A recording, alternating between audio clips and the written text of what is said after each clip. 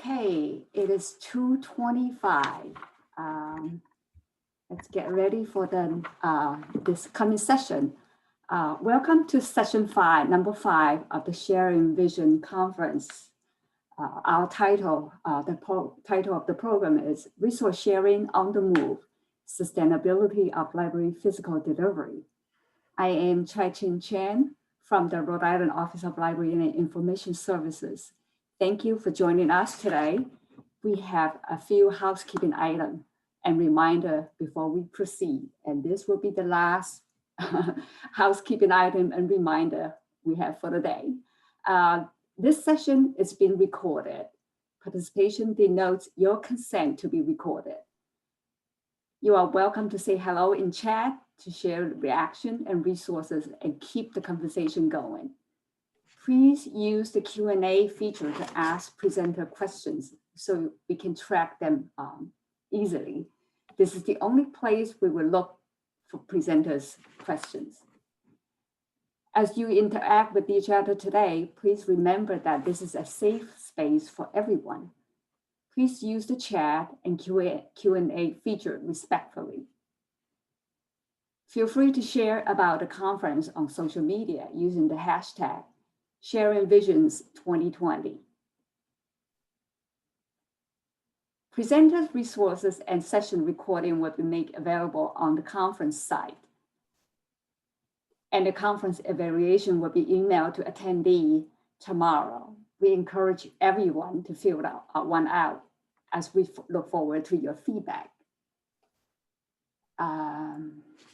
Okay. We are missing. Oh, hi, Dawn. Okay.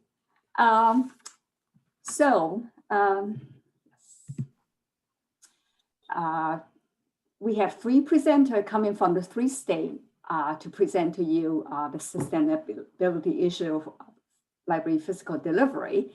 And we are going to introduce ourselves and then monitor the session also among the 3 of us. Since I have already started the introduction, let me complete it. Again, my name is Chaichin Chen. As with most librarians, I wear many hats. One of those is to oversee the Library of Rhode Island network, which is a multi-type library network that facilitates resource sharing among Rhode Island and with out-of-state library. Janet, do you want to go next? Sure, I'm Janet McKenney. I'm the Director of Library Development at the Maine State Library, and Van Delivery Services lives under Library Development in Maine. I wear some other hats as well as LSTA coordinator at the State Library. Hi, and my name is Dawn LaValle. I'm Director Division of Library Development for the Connecticut State Library. I am responsible for oversight of all statewide services to academic, school, public, and special libraries, including physical delivery. We also offer LSTA grants, construction grants, consulting, professional development, and we have several special projects going on at this time, including Transformation for Libraries, the Future School.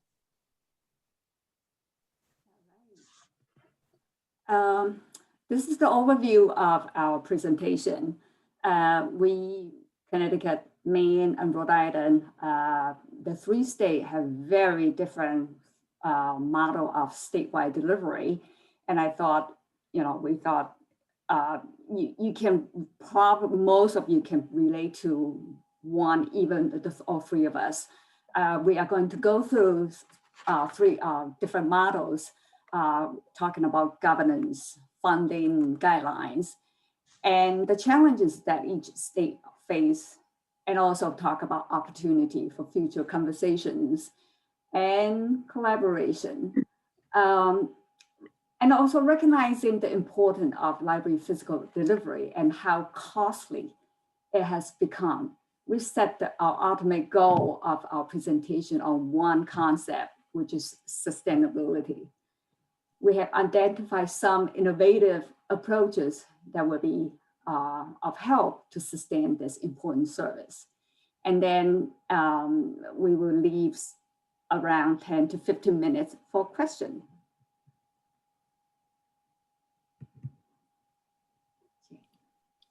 So this is Janet from the State Library. I don't know why my video isn't showing, but anyways, one of the things that we wanted to start with, and you can see by this map, there's a different perspective in Maine.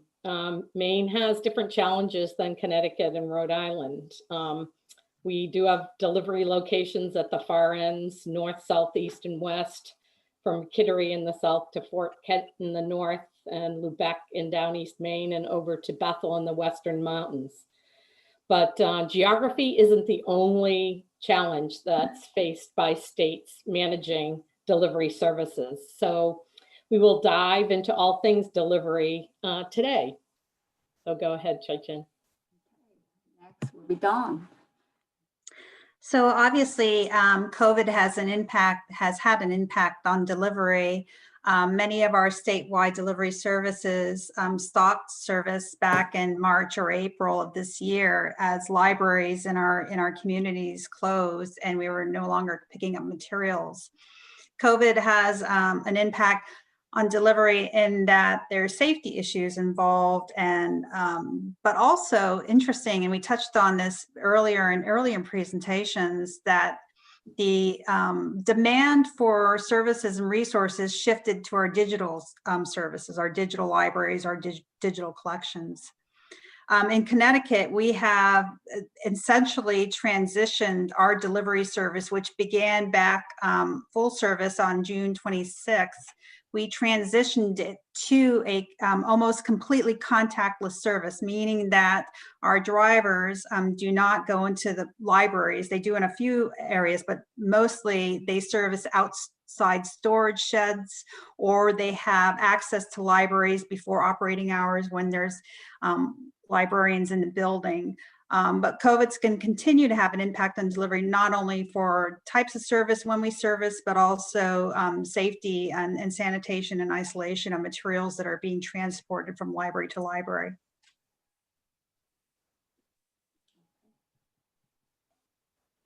Okay, so we are going to take turn to share a snapshot of the delivery service in each of our own state.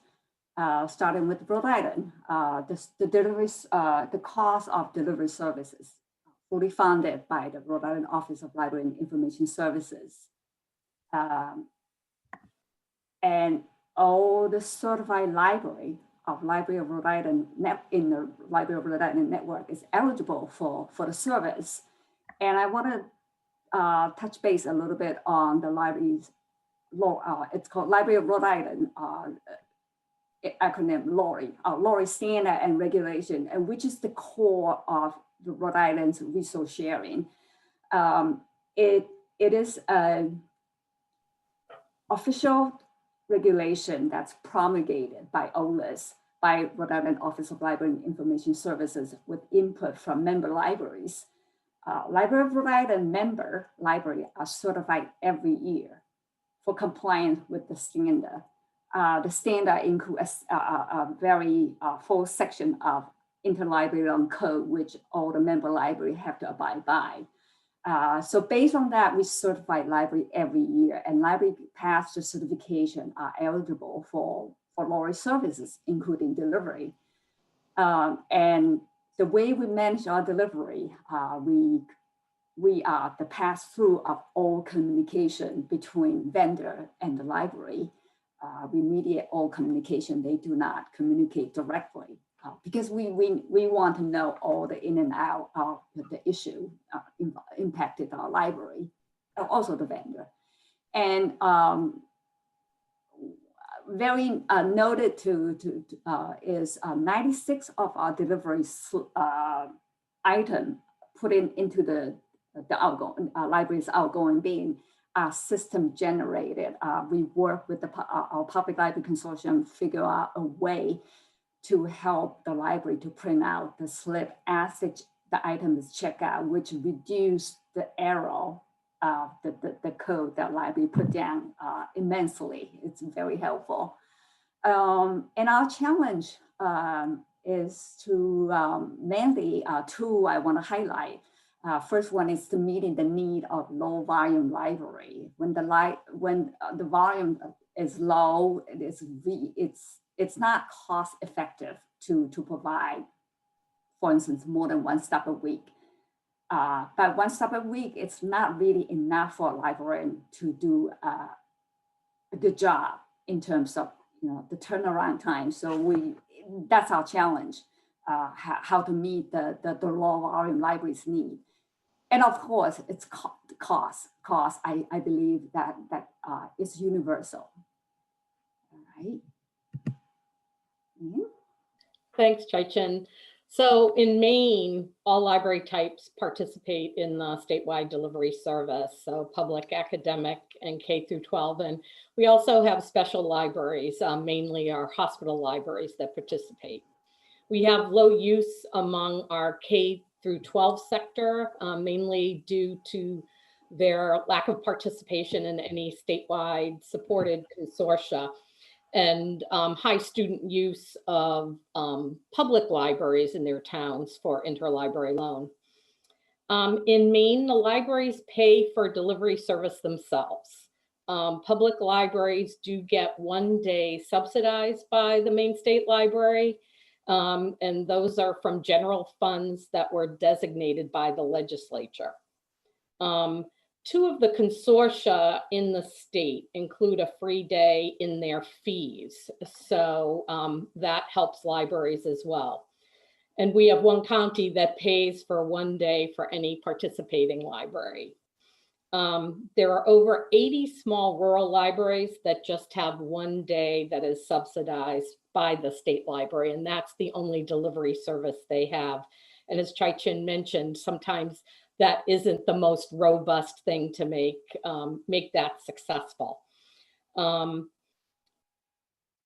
of the reasons that we fought for the subsidy is to try to bring equity to rural Maine citizens to have access to the wide collection available through our statewide catalog. And so we have some high volume libraries that have more than 10 totes a day, and smaller libraries that only have 1 or 2 bags in 1 tote. We use labels with library names and delivery route numbers.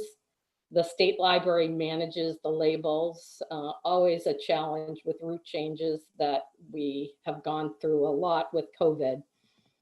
The state library purchases totes with LSTA and state funds, and the Minerva Consortia budgets for additional bags. And we have utilized COVID LSTA funds for more totes to deal with those challenges.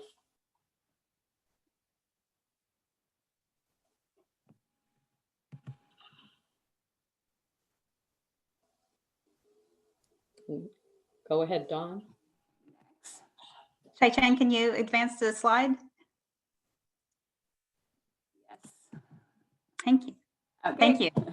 Okay, so delivery in Connecticut, delivery service in Connecticut has been in place for over 40 years. It's been entirely subsidized by the state library agency and operated and funded with state and Library Services Technology Act funds.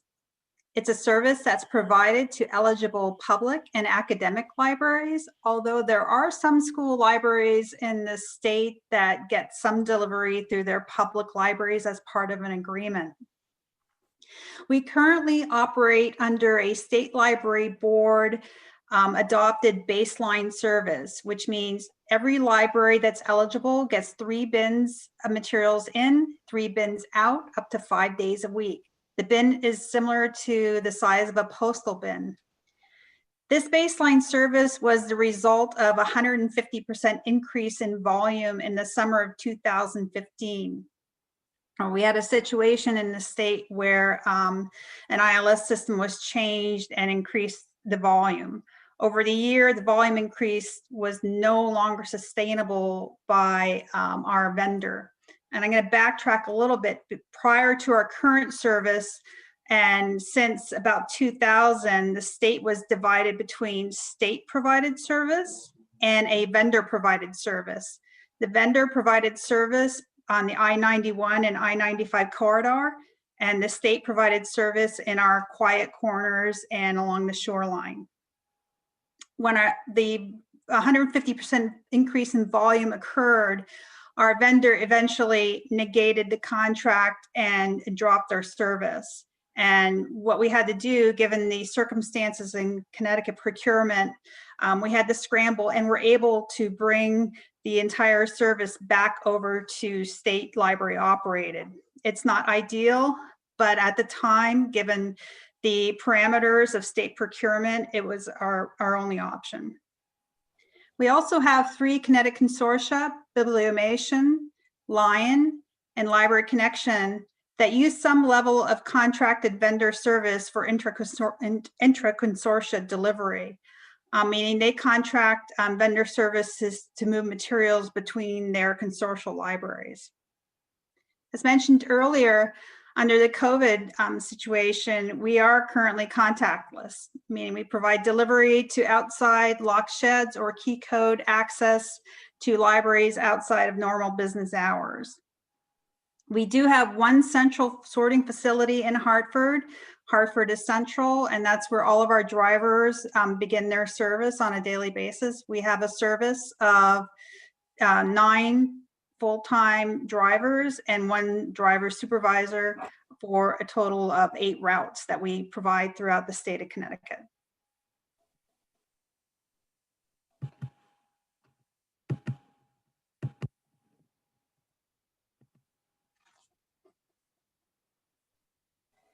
So this is kind of a summary of some of what we have just talked about, but I'll go into it in a little bit more detail, and it should answer a question in the Q&A. But if you look at our 3 states together, you can see similarities and differences. Connecticut's service is run utilizing state employees that provide the entire swath of services. Both Rhode Island and Maine outsource via an RFP for contracted services. Both systems provide challenges for each state library. If you remember the map from earlier, you can see the area with the vast differences in our square miles served. Our particular challenge in Maine was finding a vendor who could serve the entire state. Most delivery services in Maine only serve the southern part of the state, and we have many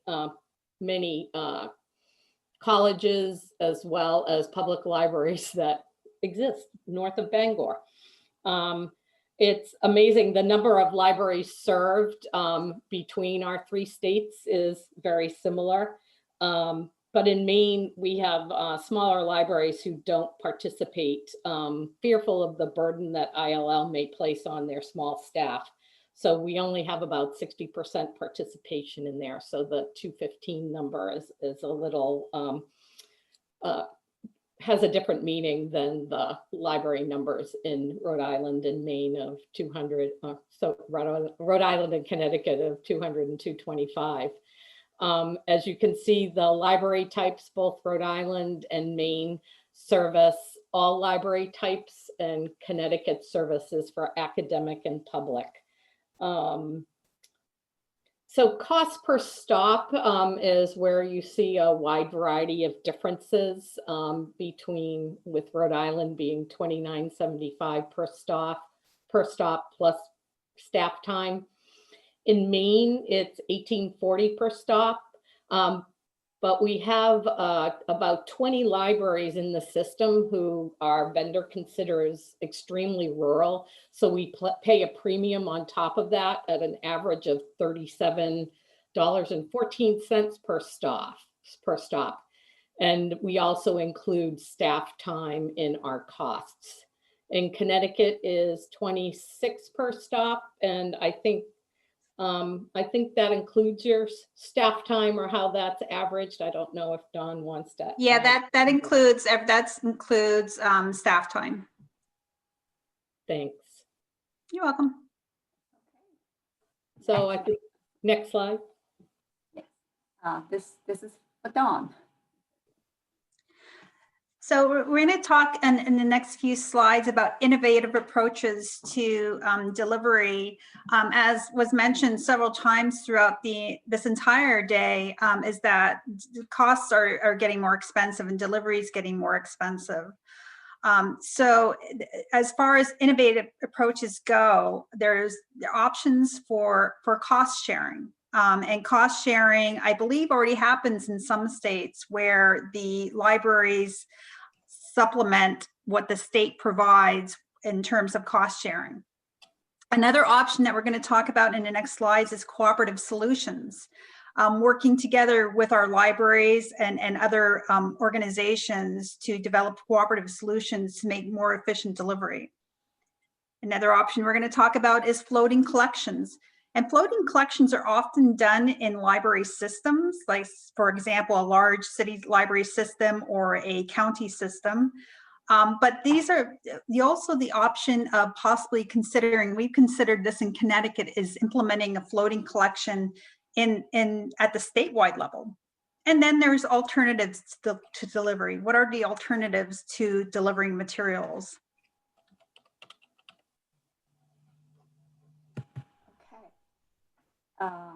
For cost, the cost keep coming up as a challenge, and I think part of the reason is if we can look back on our budget and how many of you can record, like how long have your library been level funded or your agency have been level funded, but the cost of delivery go up every year. And also, I think another reason is the library participating, the number of library participating, it just keep increasing. So there goes the reason, the challenge of cost. Let me start with Vermont, the cost sharing model in Vermont. Vermont State Library provided, they provide a grant to the state's public library to cover an equivalent of half the cost of one stop per week for the calendar year.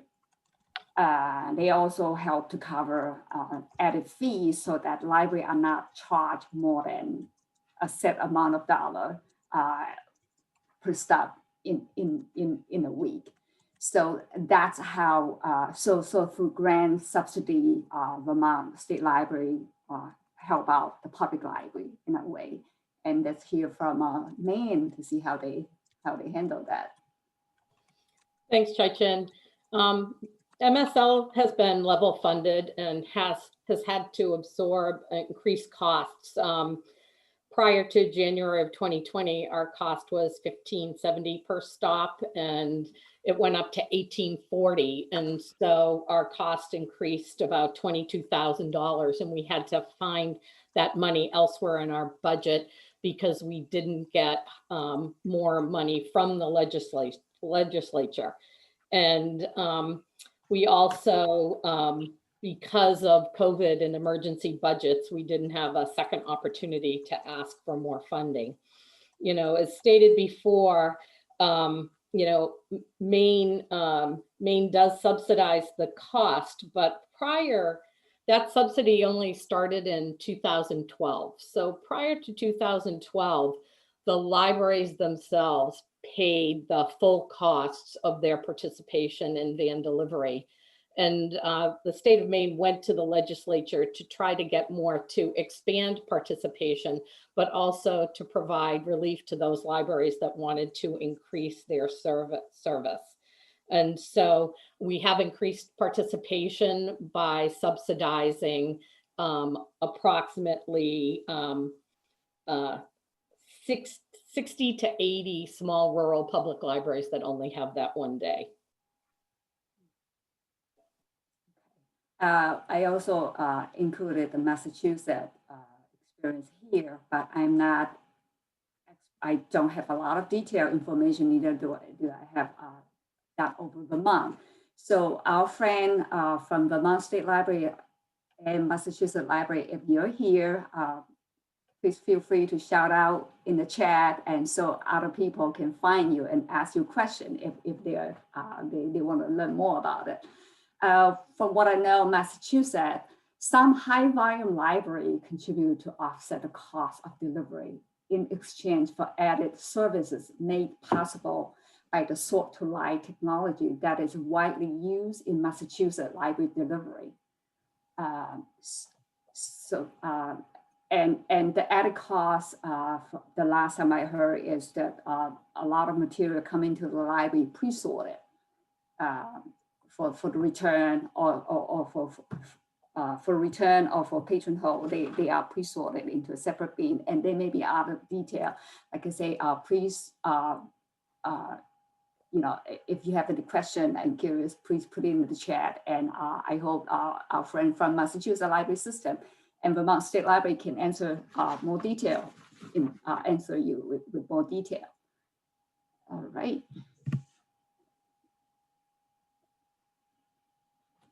Okay. So the cooperative solution we have in mind here, it's actually a different form of cost sharing, except we don't see the dollar amount on the table. Mainly Rhode Island, Maine, we have some example here. In Rhode Island, I have mentioned one of our challenges of this, the delivery service is to provide adequate service for the low volume library. A lot of the low volume library belong to school. We have somewhere around 100 school member library that receive delivery, which is close to 50% of our membership. And so we identify usually we go by the school district because most school districts have their own courier service, their transit system within the system. So we identify the busiest school library within a district and make the arrangement so that that library can be the hub. And so the rest of the library in the same district material will go through the hub for drop off and pick up. And so in that way, even low volume library get to have more staff while the overall number of staff decrease. An example would be, a school district that having, for instance, 6 school library, and when they receive a total of 9 staff, nobody was happy, and for us that's a lot of investment for such a low volume. But when the hub and satellite system are in place, the 6 library would receive 5 staff per week delivery services instead of 9 to spread among the 6 library. So in a way, every library are getting more staff, but overall we're paying less. We're sending less for the service pickup services. And I also have an example of New Hampshire here. Again, this is from their website, New Hampshire State Library. If you're here, please just introduce yourself in the chat. If you want to have the conversation start there, that would be great. So New Hampshire libraries, they also have statewide delivery services. And from what I have learned, the library not on delivery service it is possible for them to go through the library that already on this delivery van schedule, and just similar to what we use for the hub and satellite aid, so that the library not on delivery can use the library that have regular delivery schedule to transport their material and also pick up. Let's hear about Maine. Thanks. Yeah, we have a couple of different kind of creative solutions. Bates Bowden and Colby have their own intra-library delivery that they do because they do a lot in between each other. And so they have sealed totes that go back and forth that they utilize. The other thing that we do have some smaller rural libraries that partner with a nearby library and will, when they do need interlibrary loan, will utilize that library in cooperation and pick up books sent to them at the local library that does participate in delivery service. And we have a couple of schools that also utilize the local public library. They will request through the system, and it gets delivered at the local public library, and then the school librarian goes to pick it up. So they're not bearing the full costs. Some of them are more formalized, and they actually have a sorting tub in our sorting facility. But for the most part, it's done privately and kind of off the books. But, you know, it is a way to get the smaller schools and libraries to participate. One of our challenges in Maine is that we really only have one provider that will service the whole state. And I think it's a challenge for all of us in New England as to how many providers can provide this service.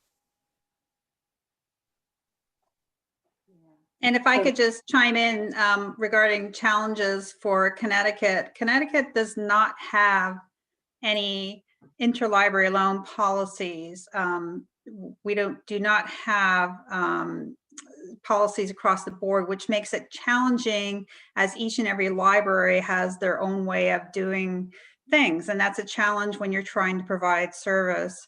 But also given the overriding challenge in Connecticut right now is the budget situation. We have a governor that is focused on digital initiatives and moving forward. So it's always a challenge to try and bring the need for more resources in this type of environment.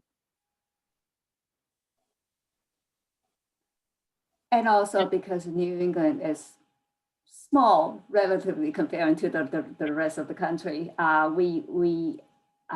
many of us have been thinking about cross-state collaboration, and we were very lucky, Rhode Island, very lucky that we had an opportunity to work with the Massachusetts. So the two states have some kind of mutual agreement on interlibrary loan, and we happen to have the same delivery vendor. So we have an interstate delivery. There's a lot of similarity between the two states, but even with us, with the same vendor, there were challenges. Just because we cannot, it's hard to find a foolproof mechanism for the library not to make mistake. But I think we overcome that. It took us a while to work out the detail, how to send the material back and forth between the two states. But it was not easy. It definitely took a while, but I think we were heading into the right direction. They were talk about New England-wide initiative to form a collaboration delivery for New England-wide delivery. I think, you know, I don't know if we want to pursue that, but if there's an interest, we can certainly, you know, put in the chat and you know, we'll go from there. Right. We have a question in the Q&A. Item tracking would be helpful. Have you thought of creating a shared digital record for libraries to mark shipped and received? I can answer for Maine. I think there is some of that done through the ILL system, you know, through the ILS. We don't have any tracking via the delivery vendor, where I know some more sophisticated places barcode, you know, kind of like UPS and track that way. So we don't always know where an item is, but I don't know whether the systems would be able to do that. So, I would be interested in item tracking. We've had a very low, we don't lose a lot of items, so it's never been an issue. For the most part that we've had to deal with, things seem to have worked out, but I'd be more than happy to hear what Chaichin or Dawn have to say. So thank you, Janet. So in Connecticut, we looked into a tracking system, but the cost was prohibitive. But since our turnover for our items, the turnover is generally 24 to 48 hours. So they're not sitting anywhere. They're going from one van to another, depending upon the sorting route, and they're sent to the library. I monitor our issues, and it's very rare. Also, what would be necessary to truly make that an effective process would we would have to have a statewide shared ILS system to be able to accurately track that. With us, we have the statewide catalog, but not every library participates, and not every transaction that's delivered is an interlibrary loan request. We have our borrow it materials returned, and also intra-consortial materials that are returned. So it's very complicated without a easy solution. Yeah, it's a matter. Go ahead, Chaichin. To me, it's a matter of return of investment. If it can be done, but how much are you willing to spend on that, and is it worthwhile? Yeah. Like Janet say, we lost books from time to time, but if you add up that cost, to me it may be cheaper to reimburse library or treat that as a cost of doing business. I think the sort to light technology used in Massachusetts, they can provide some kind of like tracking, because every book, when you use sort to light, it's checked. The technology talk to the ILS, and because of that, we have spoken to the vendor that also served Massachusetts and look into that. And in the end, even the vendors agree that it's not something that would be cost effective for Rhode Island.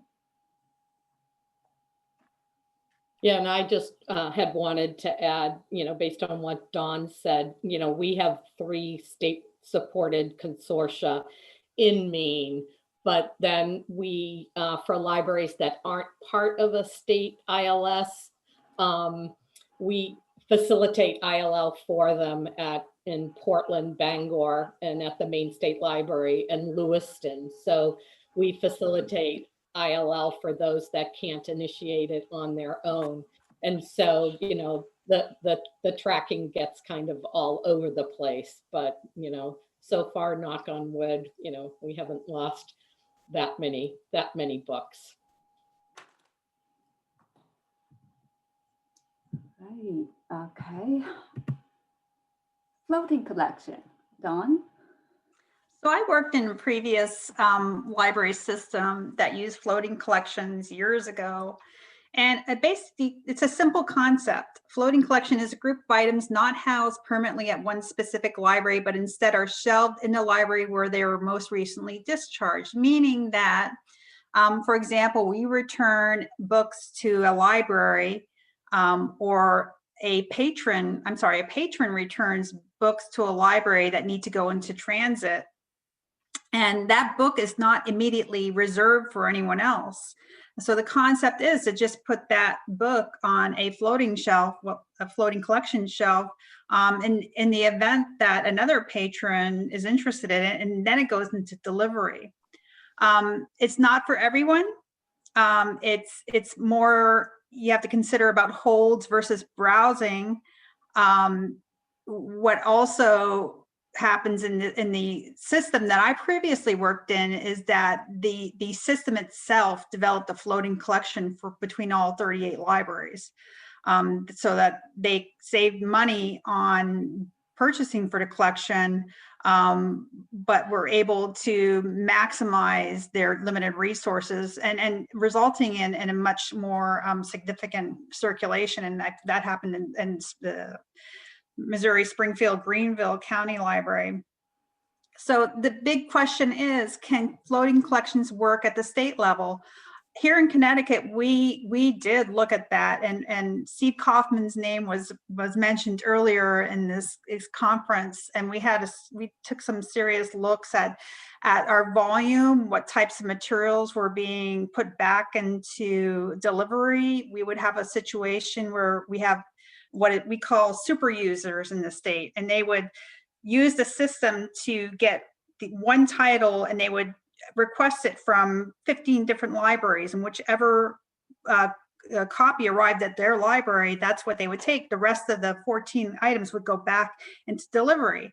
So in working in that kind of environment, a floating collection would work well, rather than extending the cost or impacting volume. Those titles can remain on the shelf and not have so much of an impact on volume, which was the problem in Connecticut 4 years ago. So it's something to consider. It doesn't work for everybody. For the small states like us, it might be something that can be considered as part of policy. And of course, in greater, larger states, it could be complicated. For Massachusetts, I think just with the number of libraries, and it would be complicated, but it's certainly an option.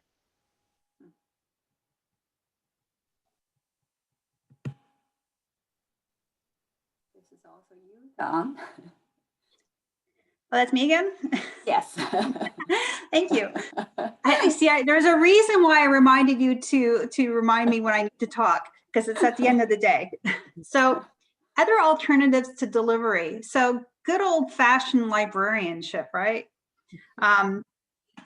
Again, the library that I worked in New York in a county system, and we did not have any type of delivery. I did not know what delivery was until I came to the state of Connecticut, seriously.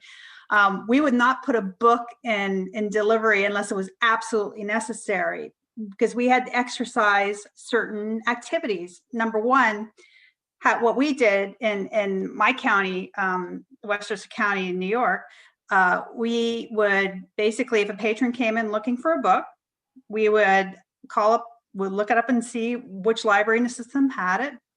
And we would call up that library and ask them to hold the book for our patron. They'll be right over.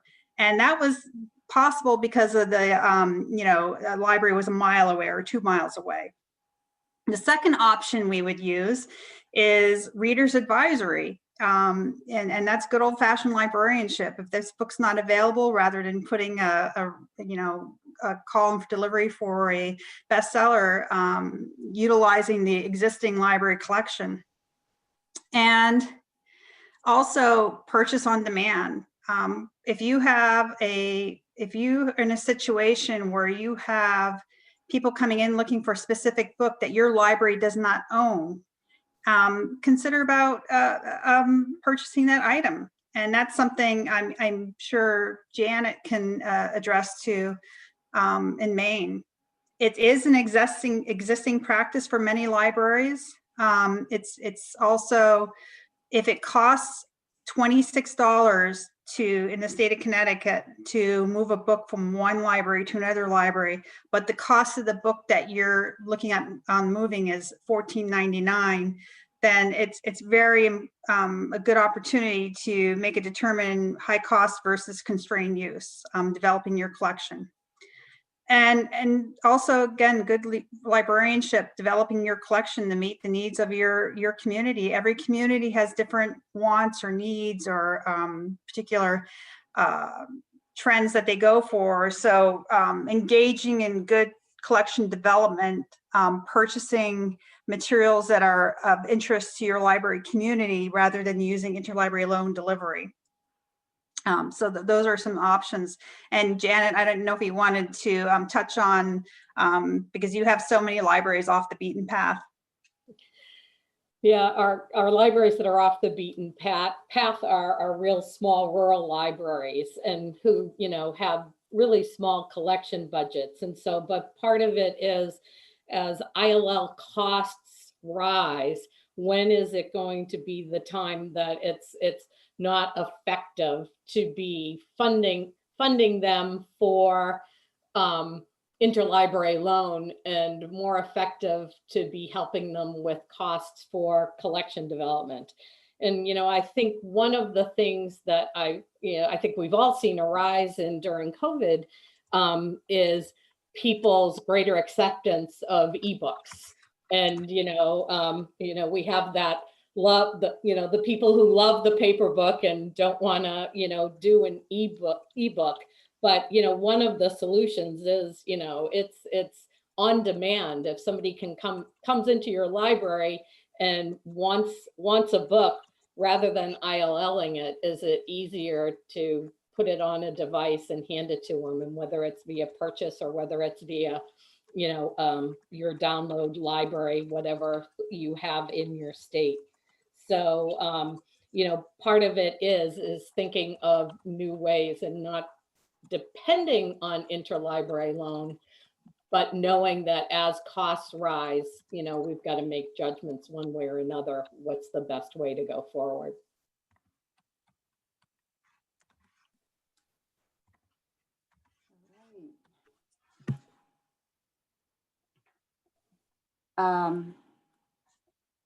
So what physical delivery service provide?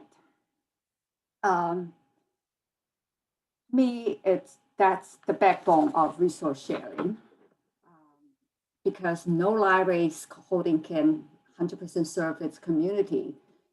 This is part of the reason that library consortium exists. Library can certainly rely on postal service or private couriers such as UPS, but the postage and the requirement of packaging can be a deterrent for resource sharing among financially challenged communities. So therefore the delivery was brought to the forefront. And I also see that delivery can be an equalizer between the poor and well-off community. One doesn't have to look far for the proof of the statement. In Rhode Island, we have one public library consortium that allow patrons to place hold to any public library within the state. The library books are put in transit every day from one library to the other. The 70 public library facility work as one library to serve the resident of the state of Rhode Island. Furthermore, we also have Rhode Island Academic Library have been the champion of serving the community. Resident and grad school students have access to our academic library through their local or school library. For state or region that are fortunate enough to have a discovery and delivery platform in place, they understand the importance of delivery. Even as witness digital resources are gaining importance in our patients' day-to-day life, the demand for print doesn't seem to fade in the foreseeable future. Physical delivery will continue to play an important part in library services. It is, however, an extremely expensive service. I guess the question we need to ask ourselves, or to start the conversation, is, can we continue to afford the service, the same level of service and the same format of service that we are providing? And if the answer is not a definitive yes, what can we do to sustain a service that most of us believe it is vital to patrons that we serve? So if I just want to chime in, Chaichin, that in Connecticut, the mission of the state library is equity of access for all Connecticut state residents. And from our little Union, Connecticut, up in the northeast corner to Greenwich, Connecticut. And it's interesting. We've been doing this for over 40 years, but our budget has essentially been flat for 33 years. And every year I talk about this, I add a year. We have not had a budget increase from the state. And in fact, we've had cuts, and we supplement with our LSTA funds, which of course is matched. And for those of you who don't understand the federal money, we have to match our federal money, our federal money for our state money. And every time the state government cuts our funding for our interlibrary loan line, it impacts our federal money. So it's a balance that is no longer, it really is not sustainable. As I mentioned before, we've developed a robust digital platform, which came into extraordinary use during these past 7 months. And we need to really consider about the different ways we deliver service and we maintain that equity of access for everybody. Yeah, and I'll jump in with some comments from Maine, because the van delivery service is considered an essential service that we provide to Maine public libraries, and it does level the playing field and allows most rural Maine citizens access to the millions. I think it's 4.6 million unique titles in our Maine Cat unified catalog. And that's really meaningful when a small rural library may have less than 10,000 volumes. In Maine, the median collection size is 15,000 books. And so the impact of having access to 4.6 million titles is the real equalizer in Maine. But the struggle is to contain costs while we wait for future technologies, whether it's, ILL drone delivery right to your home, or something else like that, services that we can't even imagine today. But, while we push forward to try to utilize new technologies, interlibrary loan and van delivery services are the core to providing that equitable access. And we cannot compete with Amazon. We do not have a fleet of 747s or whatever they're using these days. Okay,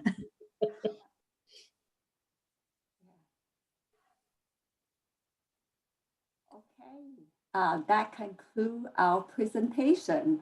We now open up for questions. Please put your question through the Q&A. Yes. So Chaichin, Paul put a good question in for that I can answer. I'm going to read his question. Since ILS and statewide catalog drives demand through holds and requests, can you explain to the audience how your baseline levels of service put the brakes on that demand? Why doesn't the dam just break? Well, to be honest with you, it did not put the brakes on demand. It just limited what we can provide as service within our resources. When we had a consultant come in and basically talk about a hybrid system, which essentially is what we're operating with in Connecticut right now, with the state library baseline service, where we provide service to all of our 225 libraries. And then our consortia groups, the 3 consortia have acquired or hired vendors, contractors, and for various levels of service to meet that demand that still exists within their systems. So the dam doesn't break because we maintain this baseline. If anything were to happen, for example, if the state library board were to withdraw the 3 bins in, 3 bins out, we could not sustain that, and it'll again break the service again.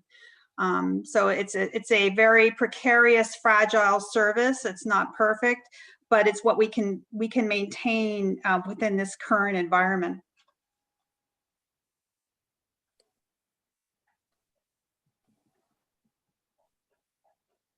So Don, what happens when a library has more volume need to go out or to receive, and they don't have a secondary support from secondary delivery service to supplement that?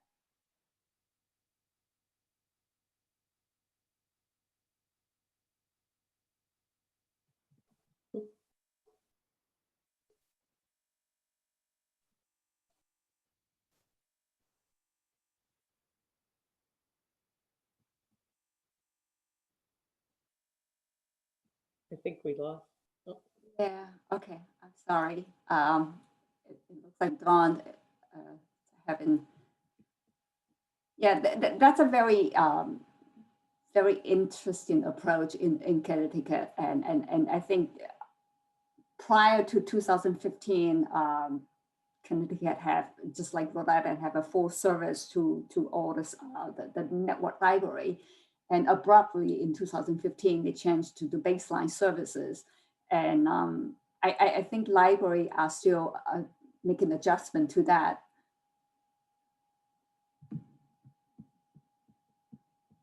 And all the more, I think we need to talk about sustainability, because that's what we don't want that to happen to us. You know, it just have that bad news to drop right in front of us. But it was a very unfortunate circumstances, and it sounded like, you know, that was the only solution that was possible at that time.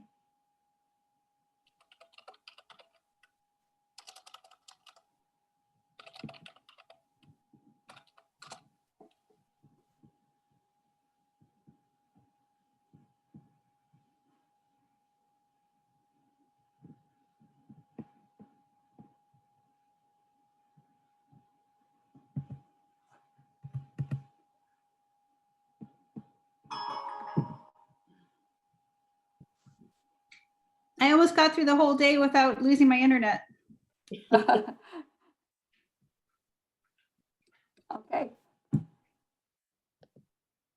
All right. When we lost you, Don, I was asking the question of, you know, if the library have more volume than freebies that they need help, and they don't have a secondary delivery service, like for instance from the consortium, what does the library do? I think we lost her again. Sorry about that. Chen, I think she just doesn't want to have to answer that question. Maybe. No, you know, I think part of it is, you know, that's very interesting about Connecticut is that, you know, they have kind of minified it, and they're saying this is what we can do for you within these certain parameters. You know, I know in Maine we don't have any parameters regarding how many, you know, requests people can do. And so we're starting to think about that, especially as we deal with the libraries that we're facilitating interlibrary loan for, you know, paying attention to talking to those libraries that may have to build their own collection rather than making so many ILL requests. You know, I think as librarians, we hate to say no. And that's, you know, that's a hard word to say. And we hate to tell a patron they can only request so many books, but that's the reality of the situation. We don't have any parameters either in the state of Connecticut, and that's really it does create uncontrollable circumstances. Again, coming from where I came, where there was similar policies, there was limitations, there was expectations, but when you don't have parameters, it's a positive thing, of course, because you want your patrons to get, but in other cases, as I mentioned before, when we have super users that basically use the system to get items as quickly as possible and then end up putting 14 items back into delivery, which strains the system. It doesn't happen widely, but it's just difficult to be able to provide a limited service without any types of statewide interlibrary loan policies or parameters.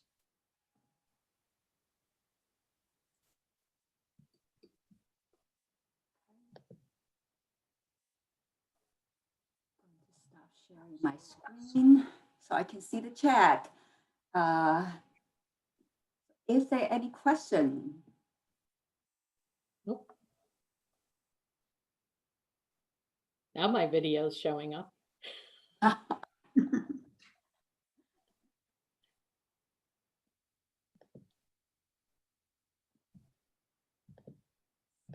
Seeing none, we don't mind to finish the program 5 minutes early.